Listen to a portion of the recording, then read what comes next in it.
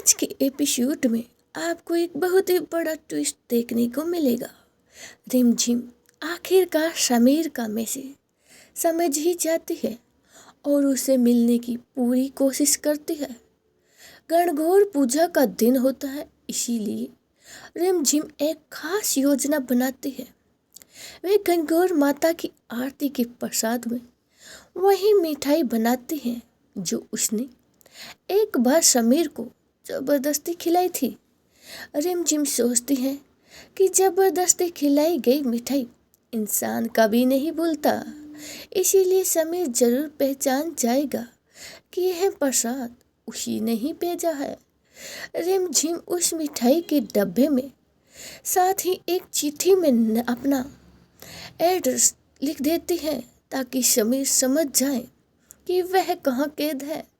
लेकिन यहाँ सबसे बड़ी रुकावट बनती है कविता दीदी। रिमझिम कई बार बाहर जाने की कोशिश करती है, लेकिन कविता दीदी उसे जाने नहीं देती। आखिरकार रिमझिम गणगौर माता का वास्ता देकर कविता दीदी के पैरों में गिर जाती है और कहती है, मेरी माँ कहती थी कि हर स्त्री गणगौर माता की पूजा इसीलिए ही करती है कि उसे अच्छा पति, अच्छा घर और अच्छा जीवन मिले। मैंने मन्नत मांगी है, मुझे ये प्रसाद पहुंचाना ही होगा। कविता दीदी ऊपर से उसकी बात मान लेती है, लेकिन असल में वह एक खतरनाक चाल चलती है। वह गेट के पास ही तेल गिरा देती है।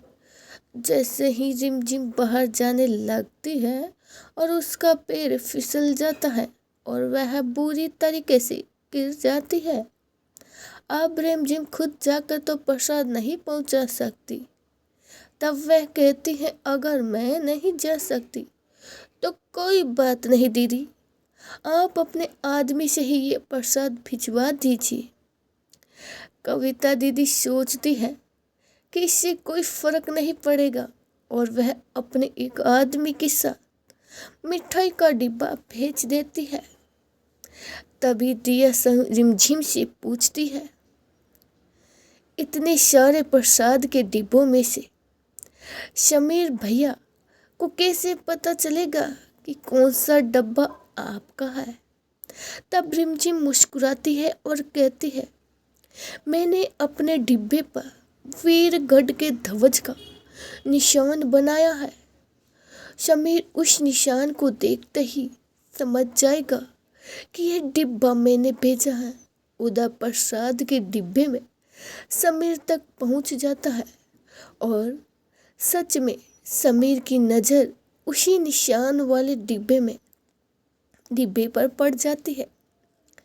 वह तुरंत ही गणगौर माता को प्रणाम करके डिब्बा खोलता है और डिब्बे के अंदर उसे एक चिट्ठी मिलती है जिसमें रिमझिम ने अपना पता लिखा होता है और उसे वो मिठाई खा के याद भी आ जाती है रिमझिम की। समीर समझ जाता है कि रिमझिम और दिया खतरे में है, लेकिन तभी एक बड़ा ट्विस्ट भी आता है। पीछे खड़ा घना सिंह का आदमी ये सब सुन लेता है और वह तुरंत ही वह डब्बा लेकर कविता दीदी के पास पहुंच जाता है। कविता दीदी को पता चल जाता है कि रिमझिम ने बहुत ही बड़ी चालाकी से अपना पता समीर तक पहुंचा चुकी है। अब उन्हें शक हो जाता है कि समीर कभी भी वहां पहुंच सकता है।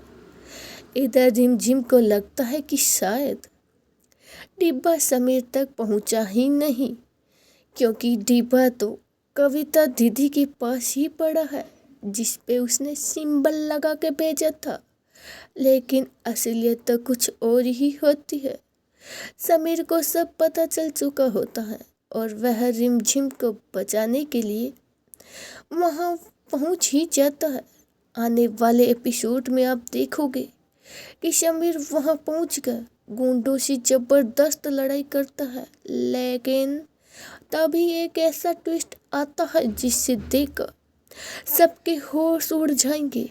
कविता दीदी समीर पर चाकू से हमला कर देती है और समीर बुरी तरीके से घायल हो जाता है और यह देखकर रिम झिम के होश उड़ जाते हैं। अब सबसे बड़ा सवाल यह है, क्या समीर बच पाएगा? क्या रिम झिम और दिया इस कैद से बाहर निकल पाएगी? जानने के लिए ये सब आपको कल के एपिसोड में देखने को मिलेगा। तब तक के लिए राम राम।